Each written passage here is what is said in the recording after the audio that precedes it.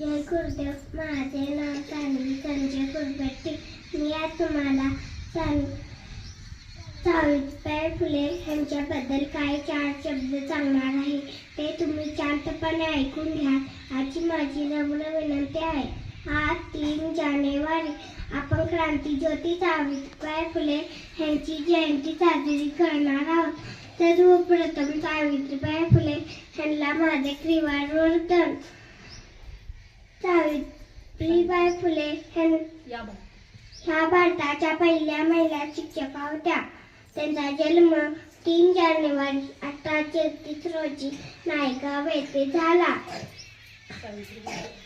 सावित्रीबाई फुले व ज्योतिबा फुले यांनी समाजातील गोरगरीब यांनी पुण्यात मुलींची पहिली शाळा काढली. त्यांनी समाजातील गोरगरीब व उपेक्षितांच्या जीवनात नवचैतन्य फुलविले. त्यांनी त्या समाज परिवर्तनाची शक्ती होता. त्यांना माझे कोटी कोटी प्रणाम. जय गुरुदेव.